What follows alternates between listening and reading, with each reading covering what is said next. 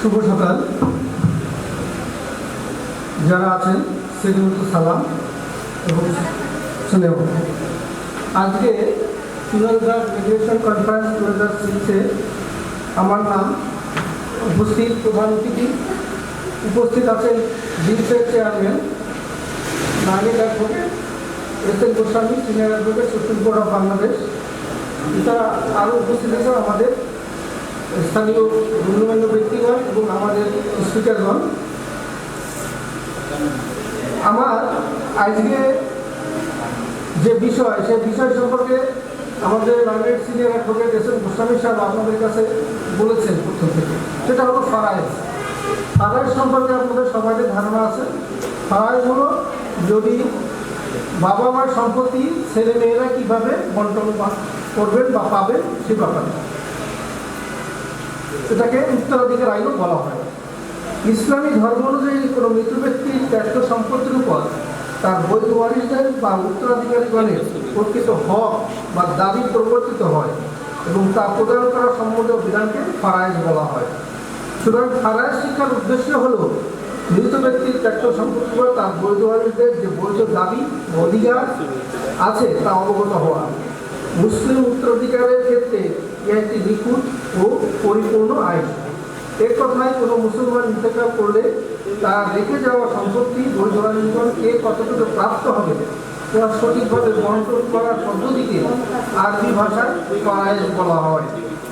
একইভাবে কোনো মুসলমান মারা গেলে তার ত্যাক্ত সম্পত্তিতে মুসলিম উত্তরাধিকার আইনের আলোকে যাদের উপর শক্ত অংশ বর্তাবে তাদেরকে উত্তরাধিকারী বা ওয়ারিস বলা হয়। মুসলিম আইনে পবিত্র কোরআন শরীফের বিধান অনুযায়ী মৃত ব্যক্তির বৈধ ওয়ারিসগণ বা উত্তরাধিকার মৃত ব্যক্তির রেখে যাওয়া সম্পত্তিতে সুনির্দিষ্ট অংশ লাভ করেন। অবশ্য কতিপয় শর্ত সাপেক্ষে এই সকল ব্যক্তিগণ নির্দিষ্ট হারে অংশ প্রাপ্ত হবেন। এদের অংশ পবিত্র কোরআন শরীফের হাদিস এবং ইজমা অথবা ঐক্যমতের মাধ্যমে সুনির্দিষ্ট করে দেওয়া হয়েছে। এই সকল ওয়ারিসগণ বা ব্যক্তিগণ দাবি সর্ব অবস্থায় অগ্রগণ্য বলে বিবেচিত হবে। ইসলাম ধর্মে মুসলিম উত্তরাধিকার আইনের উপর অত্যন্ত গুরুত্ব প্রদান করেছে, কারণ হযরত মুহাম্মদ বলেছেন, উত্তরাধিকার আইন শিক্ষা করো এবং লোকদিগকে শিক্ষা দাও, যেহেতু প্রয়োজনীয় জ্ঞানের অর্ধেক। উত্তরাধিকার আইনের প্রথম এবং প্রধান হল কোরআন আর কোরআনের সূরা নিসার 7ম, 8ম, 11, 12 এবং 176 নম্বর আয়াতে প্রত্যেক মুসলিম উত্তরাধিকার আইন সম্পর্কে বিস্তারিত বর্ণনা করা হয়েছে। কোনো মুসলমান মারা গেলে তার ত্যায্যতে মুসলিম আইন উত্তরাধিকার আইন অনুযায়ী ওয়ারিসদের ভাগে 3 ভাগে ভাগ করা হয়েছে। 1 নম্বর প্রকৃত অংশীদার, 2 হলো অবশিষ্টাংশ ভোগী, 3 হলো দূরবর্তী আত্মীয় বা শরীর। প্রকাশ থাকলে শুধুমাত্র মৃত ব্যক্তির মৃত্যুর পরে বৈধ ওয়ারিসগণের উত্তরাধিকার বর্তায়, জীবিত অবস্থায় বর্তাবে না। আরও প্রকাশ থাকে যে মৃত ব্যক্তির ওয়ারিসগণ ওয়ারিসপ্রাপ্ত হবে তবে মৃত ব্যক্তির ত্যায্য সম্পত্তি হবে তার দাফন কাফন করার পরে, কোনো ঋণ থাকলে ঋণ পরিশোধ করার পরে মৃত ব্যক্তির জীবিতকালীন স্ত্রী তালাক করা হলে তিনি কোনো অংশ প্রাপ্ত হবেন না। জীবিতকালীন কোনো ছেলে মৃত্যুবরণ করিলে তার সন্তানগণ অংশ পাবেন। এটা 1961 সালে পরিবর্তন হয়েছে। মৃত ব্যক্তির সম্পত্তি প্রথমত প্রাপ্ত হবে প্রকৃত অংশীদার। এই ক্ষেত্রে ওয়ারিসের মধ্যে 12 জন পাবে। 12 জনের মধ্যে প্রথম হলো 4 জন পুরুষ আর 8 জন মহিলা।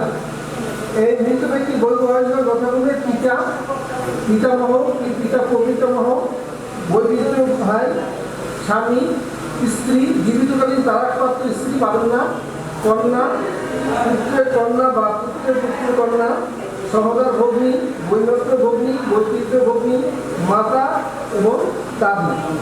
এখন উত্তরাধিকার যদি এই মৃত ব্যক্তির দাফন কাপড় এবং তার যাবতীয় দেনা পরিশোধ করার পরে যেটা থাকবে সেইটাই 12 জন কীভাবে পাবে সে সম্পর্কে আমি এখন বলছি। স্বামী পাবেন 4 অংশ,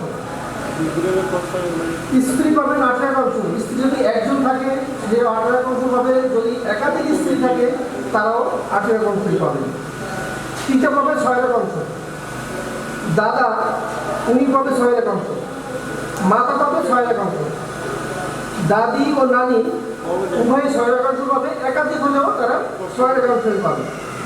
কন্যা সন্তান যদি একজন থাকে তবে অর্ধেক পাবে, যদি একাধিক থাকে তবে 3 ভাগে 2 ভাগ পাবে।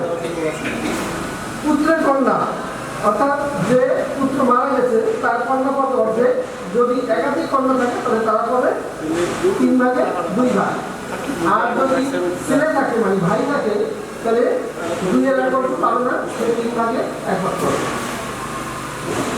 পূর্ণ বোন পাবে অর্ধেক, যদি একাধিক বোন থাকে 3 ভাগে 2 ভাগ পাবে। এখানে আবার ঘটনা আছে, যদি ছেলে থাকে মানে ভাই থাকে তাহলে তারা এত পাবে না, কম পাবে।